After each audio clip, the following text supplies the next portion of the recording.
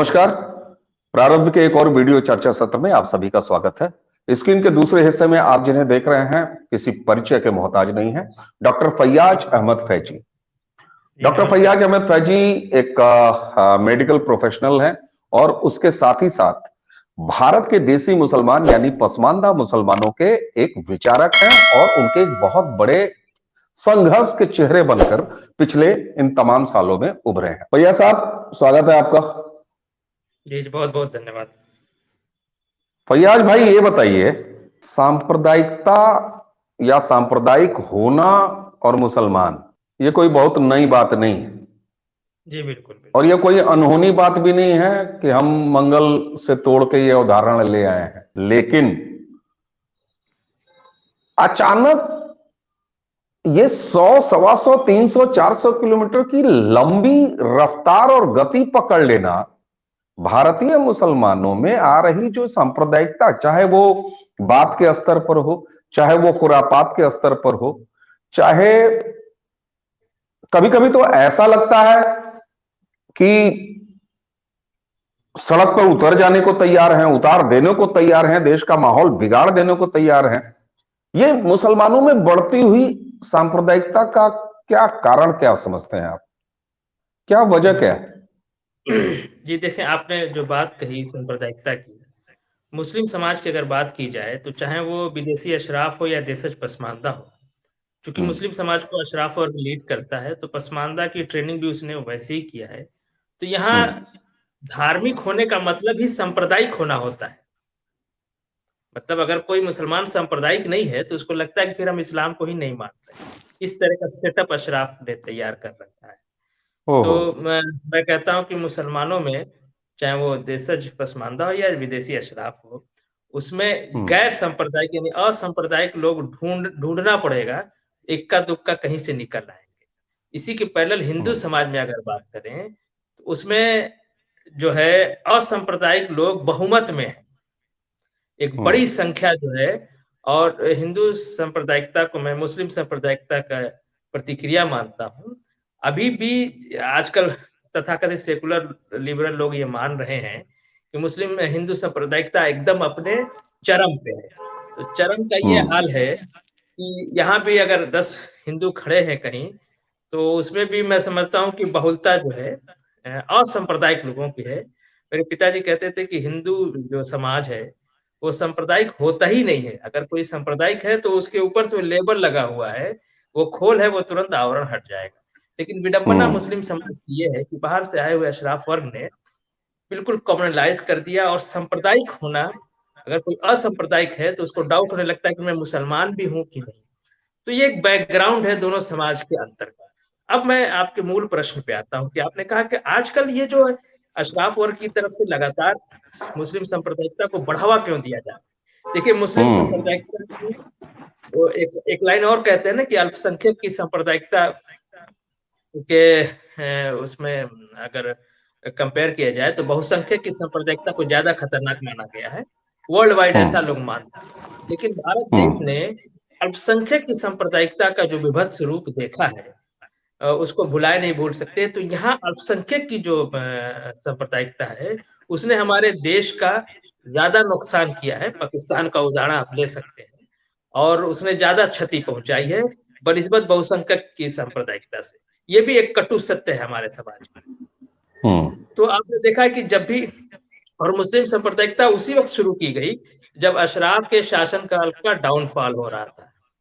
जब ब्रिटिशर्स आ गए और इनको लगा अशराफों की हम अपने सत्ता वर्चस्व को मेंटेन नहीं रख पाएँगे, तो वहीं से उन लोगों ने मुस्लिम सांप्रदायिकता, मुस्लिम पहचान और इस्लाम खतरे में है, मुस्लिम सांप्रदायिकता खेल खेला और उसी वक़्त आपने देखे कि नए-नए इस्लामिक संगठन बनने लगे और सूफीज़्म तो पहले से था, तबलीगी जमात, जमाते इस्लामी और इस तरह के और भी बहुत इनसे पहले भी कई छोटे-मोटे संगठन बन गए थे।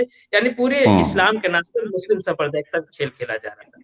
अभी आजकल जो इसमें तेज़ी पकड़ी है, जिसने आपने कहा कि बुलेट ट्रेन की स्पीड से चल रही है, उसके पीछे सबसे बड़ी वजह है कि देश के प्रधानमंत्री ने मुस्लिम समाज की जो कुरीतियाँ हैं, उसपे कुठाराघात करना शुरू कर दिया। देश के अच्छा। प्रधानमंत्री ने मुस्लिम समाज में सामाजिक न्याय के बल को प्रमुखता से उठाया और इसको मैं समझता हूँ कि मुख्य धारा में और देश की समस्याओं में एक बड़ा समस्या बना के इसको प्रस्तुत किया है, जो बहुत ही उचित बात है कि मुस्लिम समाज में बिल्कुल सामाजिक न्याय है नहीं है। अब अशराफ हम्म वर्ग जो जिसकी पूरी राजनीति सांप्रदायिकता पे टिकी होती है, जो मुस्लिम सांप्रदायिकता की राजनीति करके पाकिस्तान भी ले लिया और उसको कश्मीर भी चाहिए, मुस्लिम पर्सनल लॉ बोर्ड भी चाहिए, वक्फ बोर्ड भी चाहिए, मदरसा बोर्ड भी चाहिए, सब कुछ चाहिए। गुरुकुल बोर्ड हम्म भारत में कहीं नहीं मिलेगा, मदरसा बोर्ड आपको हर जगह मिलेगा। बड़ी बात। तो आप इससे अंदाजा लगा लीजिए कि अल्पसंख्यक संप्रदाय क्या है, बहुसंख्यक संप्रदाय क्या है। तो हम्म उसकी सबसे बड़ी वजह यह है कि उसको काउंटर करने के लिए अब अशराफ को लग रहा है कि अगर मुस्लिम समाज में सामाजिक न्याय हो गया तो मुस्लिम पर्सनल लॉ बोर्ड में भी नट धोबी मेहतर भंगी हलालखोर गोरकन मिरासी भक्कों को बैठाना पड़ेगा, जो ओहो। इनके गुलाम है। अच्छा। गुलामों को हाँ बराबर हाँ। कुर्सी देना पड़ेगा। अलीगढ़ मुस्लिम हम्म यूनिवर्सिटी का जो कोर्ट है, जो उसका जो है गवर्निंग बॉडी कहते हैं, कोर्ट हम्म कहलाता है, उसमें इन इन गंदे मैले कुचैले काले कलूटे भोजपुरी अवधी ये तेलुगु तमिल बोलने वाले मुसलमानों को बैठाना पड़ेगा, भारतीयों को बैठाना पड़ेगा, गोरे चिट्टे खूबसूरत आयन गायन काफ हलक से निकालने वाले लोगों को ये कैसे बर्दाश्त होगा कि हमारे जैसा भोजपुरी बोलने वाला आदमी इनके गवर्निंग बॉडी में चला जाए। तो ये हम्म न होने पाए, मुस्लिम समाज में सामाजिक न्याय की बात न होने पाए, हम्म उसके लिए इन लोगों ने मुस्लिम सांप्रदायिकता, जब मुस्लिम सांप्रदायिकता ऊपर आएगी, धार्मिक पहचान ऊपर आएगी, तो हम भी नारे तकबीर लगा के भाईजान लोगों के हित की रक्षा करेंगे। और जब मुस्लिम सांप्रदायिकता आएगी ओहो। तो फिर पाकिस्तान बनेगा और वो सारी बात ढक ओहो। जाएगी। कोई मुस्लिम मुस्लिम यूनिवर्सिटी में कोई सामाजिक न्याय की बात नहीं करेगा, मुस्लिम पर्सनल लॉ बोर्ड में नहीं करेगा, जमात इस्लामी नहीं करेगा, मिडिल काउंसिल में नहीं करेगा, इमारत शरिया में नहीं करेगा। देखिए आरक्षण हमको भारत ने दिया है, संविधान ने दिया है और सरकारी नौकरियों में और शिक्षा में हमें हम्म आरक्षण मिल रहा है। आरक्षण हमें वहीं नहीं मिल रहा है जहाँ पे इस्लाम धर्म के नाम पे चीजें बनी हुई है और इस धर्म का दावा है कि सारे लोग बराबर हैं और इस्लाम में सोशल जस्टिस है, इस्लाम में सोशल जस्टिस है, सारे लोग बराबर हैं। तो आप उन संस्थाओं में पहले आप क्यों नहीं अपने मुसलमानों को जो पीछे रह गए हैं, जो दबे कुचले, इस्लाम का कॉन्सेप्ट भी है ज़कात का कि जो पीछे रह गया है उसको इकोनॉमिकली उसको आगे ले आइए पैसा देके, लेकिन आप ये ठीक नहीं है। करेंगे। और देखिए हाँ हाँ। भाजपा से प्रधानमंत्री इससे पहले वाजपेयी जी भी हुए थे, हम्म पहली बार कोई भाजपा का प्रधानमंत्री नहीं हुआ है, लेकिन मोदी जी की हम्म इतनी कटु आलोचना करने के पीछे ये वही वर्ग है जो वाजपेयी को कहता कि एक अच्छा नेता गंदी पार्टी में। आपको याद होगा अच्छे से, ये लोग वाजपेयी की खूब प्रशंसा करते थे, क्योंकि वाजपेयी जी भी बहुत मैं उससे कहता हूँ, मुझे हम्म अभिव्यक्ति की आजादी है कि वाजपेयी जी ने भी दुर्भाग्य देश का कि नेहरू की मुस्लिम नीति को ही किसी न किसी रूप में उसको लागू किया। लेकिन ये मुस्लिम तुष्टीकरण का जो खेल है, मोदी जी ने इस पे मुस्लिम समाज में सामाजिक न्याय पे बल दिया। देखिए, हम्म जो धारा 300 जो कश्मीर का जो एमिग्रेशन हुआ, वो 370। सीधा-सीधा जी 370 सीधा-सीधा वहाँ के जो देशज मुसलमान हैं, जिनको हम आजकल देशज पसमानदा कहने लगे, उनके उनके हित में है। और जो कार्य 90% मुसलमानों की, जब हम पसमानदा कहते हैं, देशज पसमानदा कहते हैं, तो आप कहिए कि हम पूरे मुस्लिम आबादी के 90% मुसलमान जो भारतीय मूल के उनकी बात कर रहे होते हैं। जब कोई हम्म नीति 90% मुसलमानों के फेवर में है, तो उस जी। नीति को लागू करने वाला मुस्लिम विरोधी कैसे हो सकता है? उसको मुस्लिम ओहो। विरोधी। और देखिए नरेंद्र मोदी जी के विरोध करने में एक वजह और भी है कि उनके नाम पे एक दंगा है। दंगा इस ठीक देश है। में सबसे ज्यादा कांग्रेस ने कराया है।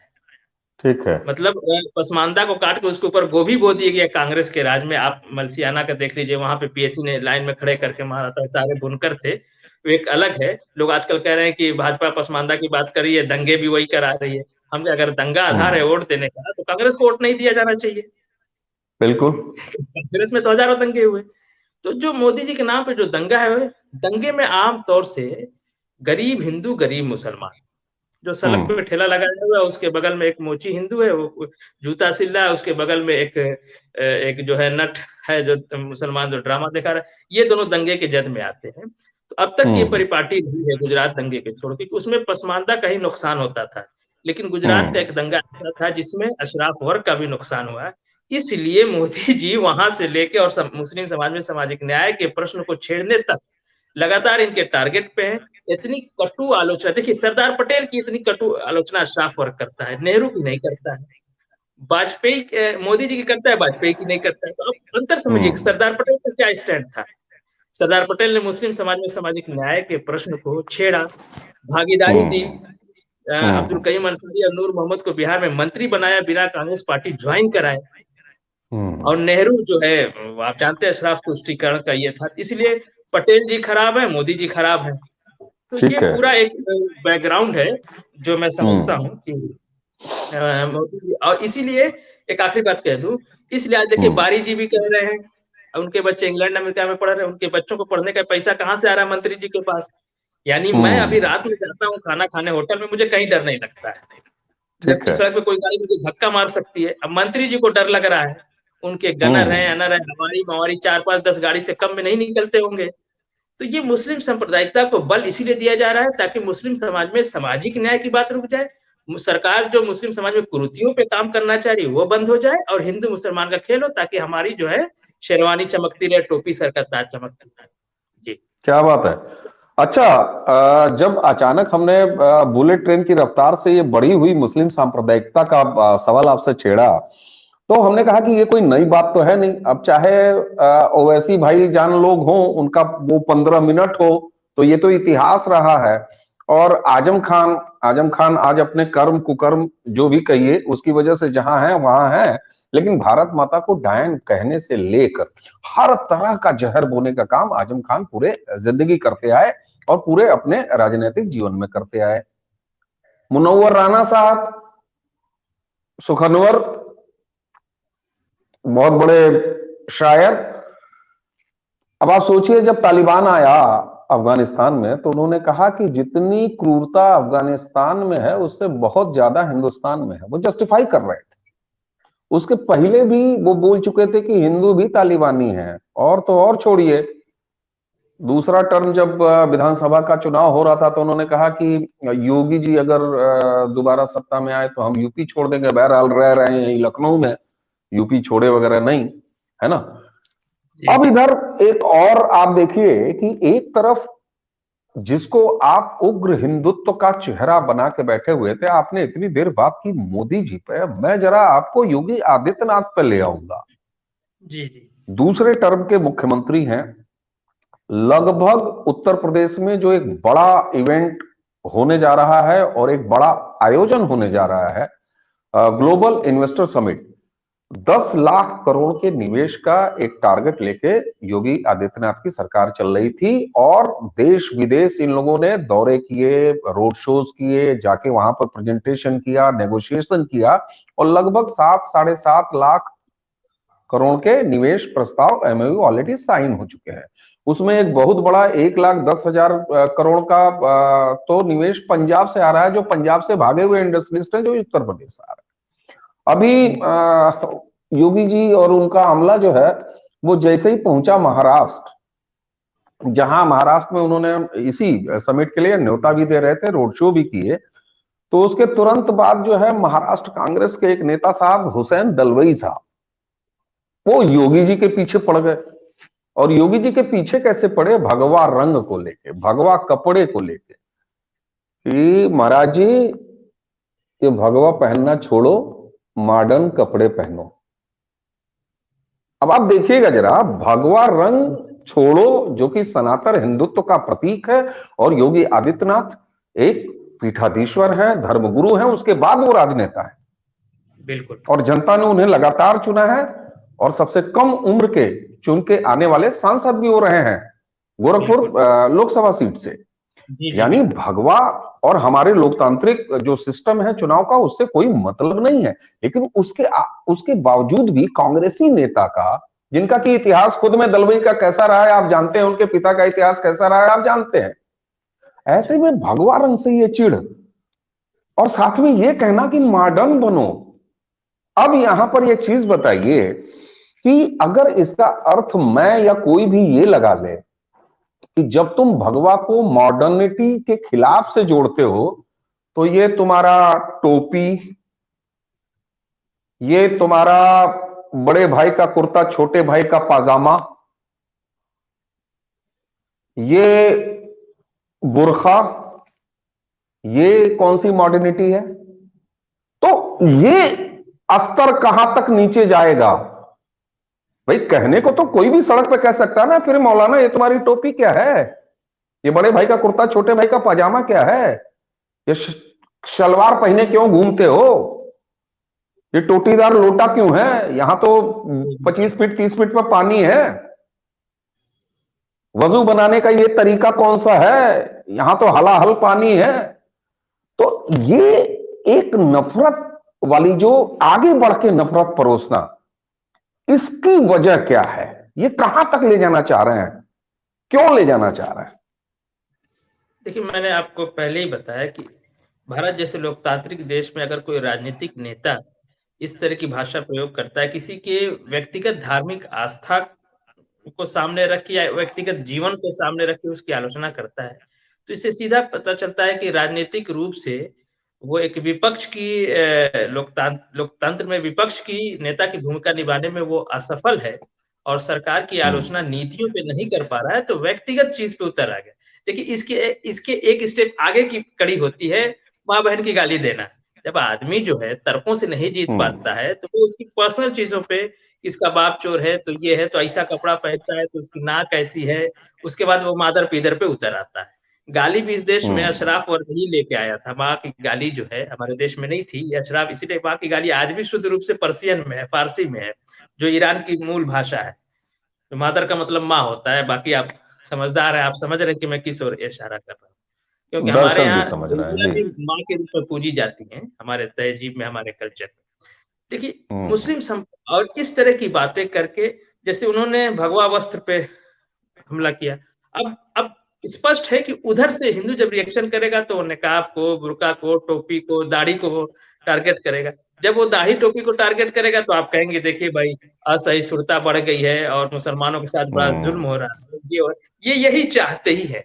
ये चाहते हैं कि इस देश में हमेशा धर्म की लड़ाई होती रहे, धार्मिक पहचान की लड़ाई होती रहे, ताकि उनके सत्ता वर्चस्व पे उनकी जो पकड़ है, जब वो धर्म पे बहस होगी, तो हम भी मुस्लिम समाज में सामाजिक न्याय को छोड़ के मुसलमान बन जाएंगे। इसमें अशराफ वर्ग जो बाहर से आया हुआ संख्या में बहुत कम है, उसके गुलाम पसमानदा गरमाए रखने के लिए वो मुस्लिम सांप्रदायिकता मदरसा, आप मॉडर्निटी की बात करते हैं, योगी जी मॉडर्न हो जाए, मदरसों का नहीं मॉडर्न कर ले रहे हैं आप। बिल्कुल। जितने ज्यादा भारत में मदरसे हैं, उतने ज्यादा हमें लगता है कि दुनिया में कहीं मदरसे होंगे। और हमारी स्थिति, पसमानदा की स्थिति जो आज हम डॉक्टर इंजीनियर बनने लगे हैं, ये भारत की वजह से, भारतीय सरकार चाहे राज्य है, केंद्र, उनकी नीतियों की वजह से, स्कूल कॉलेज की वजह से। वरना ये तो चाहते हैं कि मदरसे में घुस के गुलाम बनते रहे। तो मॉडर्निटी की अगर बात हो जाए, इसी पे आप तय कर लीजिए कि चलिए आइए हम वो योगी जी को मॉडर्न बना देंगे। आप ही कुछ तय करेंगे कि आप कितना मॉडर्न होंगे, बताइए। हम 1000 हिंदू नेता देंगे जो बिल्कुल मॉडर्न है, आप दे पाएंगे? वैसे ही जो बैरिस्टर बन के आए, दाढ़ी टोपी लगा के घूम रहे हैं, कितने ओल्ड फैशन्ड है। तो मॉडर्निटी की बात, वो कहते हैं ना, हमारे भोजपुरी में कहावत है कि सूप सूप हंसे, संगे संगे चलनियो जमे 72 छेदा। तो वही 72 वही छेद, वाली बिल्कुल बात सही है। बात है। जी, तो हालांकि ये ये बस 72 मुस्लिम छेद जो है, सांप्रदायिकता को बल देने के लिए। जी हाँ, मैं जी इसको जी लाइटर नोट पे कहूंगा। जब आपने कहा ना कि हमारे देशज की ये कहावत है कि सूप तो सूप हंसे है, चलनियों हंसे, जी, जोने में 72 छेद, तो ये 72 72 की छेदा। संख्या मुझे कौंध गई। हाँ, यहाँ छेद 72 और कहीं पर 72 कुछ और भी है। तो चलिए, वो हमारा विषय नहीं है। अब आप सोचिए, नफरत नफरत और नीचे उतरने का स्तर कितना है कि जिसको दानिश्वर कहा जाता था, मुनव्वर राना। पिछली बातचीत में हम लोगों ने इस बात का जिक्र भी किया था, और सबसे ताजा जो उनका गर्मा गर्म बयान है, अगर उसका याद किया जाए, तो कुछ महीनों पहले उस आदमी ने यह कहा कि मुझे अपने बाप का पता है कि वो मुगल था, मुझे अपनी मां का पता नहीं है कि मेरी मां कौन थी। आप समझिए कि नफरत में डूबने के बाद, या अपनी आइडेंटिटी क्राइसिस कह लीजिए, या मानसिक दिवालियापन कह लीजिए, वो शख्स जिसने जीवन भर मां के नाम पर की गई, चुराई गई, उठाई गई, इधर उधर से जेब कतरी की गई, तुकबंदियों को जोड़ के बेच के अपनी रोटी कमाई हो, वो आदमी जीवन के इस अवस्था में ये कहने पर उतर आ रहा है कि मुझे अपने बाप का तो पता है कि वो मुगल था, लेकिन मुझे अपनी मां का पता नहीं है, क्योंकि जब मुगल आए थे तो वो औरतें लेके नहीं आए थे। वो क्या कहना चाह रहे थे? तो हमें ये नहीं समझ में आ रहा है कि ये कहने और इस स्तर पर जो सांप्रदायिकता निकल के बिल्कुल, अब जिसको नालियों में बहना हम आप कह सकते हैं, ये कुछ चाह रहे हैं, कोई साजिश है, क्या क्या चाह क्या रहे हैं? भाई देखिए मान लीजिए उन्होंने शाब्दिक शाब्दिक प्रतिक्रिया अगर आ रही है तो वो तो ठीक है, लेकिन आप जब इस स्तर पर उतर आएंगे, आप किसी के कपड़े पर, किसी के धर्म पर, किसी के मंदिर पर, किसी की पूजा पद्धति पर, किसी के रहन सहन खान पीन पर अगर इस तरह से सवाल उठाएंगे, तो ये प्रतिक्रिया अगर आगे बढ़ गई, क्या यही चाहते क्या हैं? यही चाह रहे हैं क्या? जी, जी, देखें मनोहर राणा जी ने जो कहा, जी कहना तो उनके लिए उचित नहीं है। ये लोग जो है भर्त्सना के लायक हैं। ना इनकी बिल्कुल। भर्त्सना है ना? उन्होंने हिंदू से ज्यादा इस स्टेटमेंट का प्रतिकार जो चरित्र हनन हुआ है, वो पसमानदा के साथ हुआ है, क्योंकि हम देशज हैं, तो वो हम्म। हमारी माँ को गाली दे रहे हैं, है ना? वो हम मुसलमान हैं, मुसलमान भी हैं और देशज भी हैं। इसका मतलब ये मर्द सब बाहर से आए थे और हमारी माएँ इस्तेमाल हुई हैं, तो हमारी माँ को गाली दे रहे हैं ये। सीधा-सीधा इस देश में बचने वाले 90% मुसलमानों की माँ की गाली दे रहे हैं, और माँ की गाली देने में अशराफ का जो है, वो क्या कहते हैं, वो पारंगत है अशराफ इसमें। इस देश में माँ की हम्म। गाली वही लेकर आया, इसलिए आज भी भोजपुरी बोलने वाला भी माँ की गाली फारसी में देता है। ये आप समझ लीजिए, इनकी भाषा थी। अच्छा, माँ की गाली देना ये लोग ज़बान पे देते। अब देखिए जहाँ-जहाँ मुस्लिम तहज़ीब है, हम्म। चाहे वो लखनऊ की नवाबों की रही हो, जहाँ-जहाँ अशराफ ज़मींदार रहे हैं, वहाँ आप देखेंगे माँ की गाली बहुत प्रचलित है। वहाँ के हिंदू भी माँ की हम्म। गाली देता है, पसमानदा भी माँ की गाली देता है। क्योंकि वो जमींदार राजा नवाब जो अशराफ थे, वो माँ की गाली ही ज़्यादा देते थे, तो माँ की गाली को ही हम्म। उसने अडॉप्ट किया है। तो आप ये माइंड कीजिए कि भारत में वो सारी जगह, जहाँ अशराफ, मैं राजा, समझ रहा नवाब हूं। कर रहा है, प्रभावी रहा है, वहाँ माँ की गाली आपको ज़्यादा मिलेगी। और हम लोगों की तरफ जो आप चले जाएँगे, जहाँ हिंदू रहे हैं, हिंदू राजा नवाब जमींदार है, वहाँ माँ की गाली उतनी प्रचलित नहीं मिलेगी। बहुत बारीक बात बता रहा हूँ मैं, कभी आप इसको गौर करके देखिएगा। तो माँ की बिल्कुल गाली देने में बिल्कुल। ये अभ्यस्त हैं, पारंगत हैं ये लोग, तो इन्होंने हमारी माँ को उठा के गाली दे दिया कि हमारे बाप आए थे, हमारी माँ का वो हमारी से मतलब सारे मुसलमान तो हम भी हैं। भाई इनकी अम्मी तो ईरान की रही होंगी, नाक खड़ी और गोरी चिट्टी, क्योंकि राजा जो आता था, भाई फ़ौज में जो है, फ़ौज जो आती थी उसमें तो महिलाएँ ने, लेकिन जो राजा होता था, बड़े फ़ौज के जो वो सब महिलाएँ लेके आते थे। बाबर अपनी बहनें, माँ और सबको लेके आया था, तभी तो उसकी बहन यहाँ आके लिखती थी। एक बात लंबी हो जाएगी। तो उन्होंने बिल्कुल बिल्कुल। सीधे-सीधे इस देश में बसने वाले 90% मुस्लिम आबादी की कुल जो 90% देशज पसमानदा की माँ की गाली दिया उन्होंने, और मैं उसकी आपके चैनल के माध्यम से भर्त्सना करता हूँ पूरे भारत देश की तरफ से, क्योंकि हमारे देश में ये कल्चर नहीं है, और पसमानदा की तरफ से। और ये बता रहा हूँ कि जिस आदमी ने अपनी माँ के लिए इतनी लिखा, जिसका आपने अभी कहा, तो उनकी माँ है, और हमारी माँ जो है, आप समझ लीजिए हम लोग गरीब लोग हैं, कमज़ोर लोग हैं, भारतीय लोग हैं, काले कलूटे, तो हमारी माँ को कोई गाली दे दे। इनकी अम्मा को तो हम नहीं गाली दे हम्म। सकते, ये तो फांसी लगा देंगे। और इसके मूल में वो जो देखिए हम बता रहे हैं, ये क्यों इस तरह के भरभराहट इन सबों को निकल रही है? ये जो मोदी जी ने मुस्लिम समाज में सामाजिक न्याय की बात की, तब इनको लग रहा है कि यार ये तो देश से सत्ता ले लिया इन सबों ने। चलो पाकिस्तान बना के कश्मीर के और मुस्लिम पर्सनल लॉ बोर्ड इस तरह बना-बना के, मदरसा बोर्ड बना के इन्होंने कुछ अपनी सत्ता पे पकड़ रखी है। लेकिन जब मुस्लिम समाज हम्म। में सामाजिक न्याय की बात हो जाएगी, तो मुस्लिम पर्सनल लॉ बोर्ड ये भी हाथ से चला जाएगा। इनकी जो बौखलाहट है सत्ता पे पकड़ कमजोर होने की, वो बौखलाहट में ये अक-बक बोल रहे हैं। कहते हैं ना कि आज हम्म। एकदम पगलाए हुए हैं अशराफ इस वक़्त। एक तो कह रहा है लखनऊ में बैठ के कि गैर मुस्लिमों को वोट देना हराम है। एक तो कह रहा है कि हमारे बच्चे बाहर है, वहीं वहीं हो जाए। कोई योगी जी के कपड़े देख रहा है, कोई माँ की गाली देने पे उतर गया है। अभी देखिए कुछ दिन के बाद ये सड़क पे खुलेआम माँ-बहन करेंगे। तो उनकी यही है कि वो हम्म। गुलाम पसमानदा को आज़ाद नहीं होना देते। देखिए हिंदू इनकी गुलामी से आज़ाद हो गए। मैं हमेशा कहता हूँ देश में मुगलों की हुकूमत चली गई, लेकिन पसमानदा के ऊपर आज भी हुकूमत है, और वो सामाजिक न्याय से खत्म हो जाएगा इनका जो प्रभुत्व है। अब ये मुस्लिम पर्सनल लॉ बोर्ड में जब धोती पहने हुआ मुसलमान पहुँचेगा, जब टिकिया, बिंदिया और बिछिया पहनी हुई औरत बैठ जाएगी उसमें जाके, तो इनका कहाँ से चलेगा अशराफवाद? कहाँ से ईरानी अरबी कल्चर पे ये बहस कर ले जाएँगे, भारतीय कल्चर बता के। हमारे जैसे इंसान, हम्म। हमारे बाप धोती पहनते थे, हमारी दादा धोती पहनते थे, हमारी दादी, हमारी अम्मी आज भी एक हमारा दोस्त है, हमारे घर गया था तो हम हमारी माता जी से जब देखा तो बाद में हमसे कहा कि फैयाज भाई आपकी अम्मी साड़ी पहनती हैं क्या? तो उसको बड़ा ताज्जुब हुआ क्योंकि उसके दिमाग में था कि मुसलमानों का ये ड्रेस ही नहीं होता है। तो हमने कहा यार तुम्हारी अम्मा से ना कह दिए होते, नहीं तो वही तुमको सारा उतार दी होती तुम्हारा कि कपड़ा आप साड़ी, भाई जिसका जो ड्रेस है वही तो पहन। हम अभी अगर बिल्कुल। अगर कोई विदेशी धर्म मान जाए, क्रिश्चियन हो जाए, तो क्या अपनी अम्मा से हम अंग्रेजी बोलने लगे? ये बताएं। अरे हम वाह। हमेशा एक बात मैं हमेशा कहता हूँ कि आदमी अपनी सभ्यता संस्कृति को ही जीता है।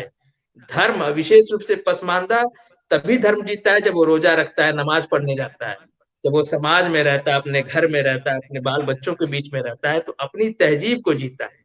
वो कभी नहीं चाहता है कि उसकी बहन, उसका बहनोई जो है, उसका जीजा एक दूसरी औरत ले आए।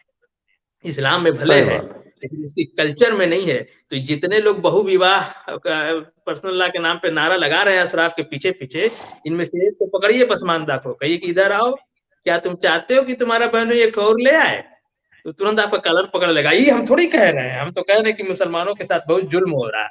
आप समझ रहे हैं किस तरह का एक वो बना के रखा है, धुंध बना के रखा है अशराफ वर्ग ने। इसी धुंध से बाहर आने की लड़ाई पसमानदा आंदोलन है। हम अशराफ से आजादी चाहते हैं और हम इस देश के संविधान से, इस देश का जो चरित्र है उससे डायरेक्ट डील होना चाहते हैं।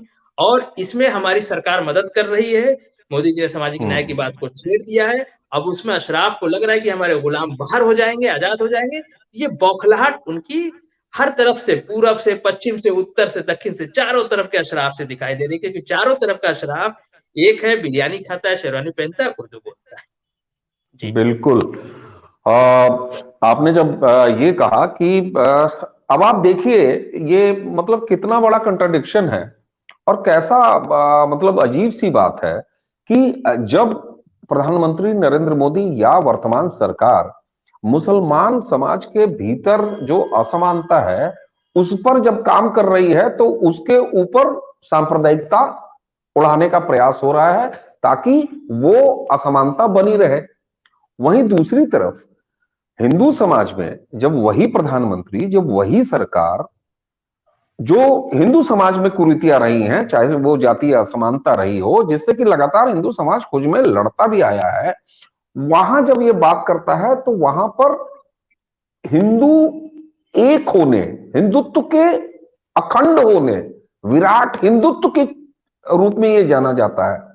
तो ये एक बड़ा सांस्कृतिक अंतर है दोनों में कि एक समाज में यानी हिंदू समाज में जब सामाजिक एकता की बात होती है तो उसको विराट हिंदुत्व, हिंदुत्व मजबूत हो, इसका नाम दिया जाता है। वहीं मुसलमान समाज में जब वही सरकार, वही नेता, वही प्रधानमंत्री वहां की जातीय असमानता को दूर करने का प्रयास करता है तो वहां पर सांप्रदायिकता बढ़ाई जाती है।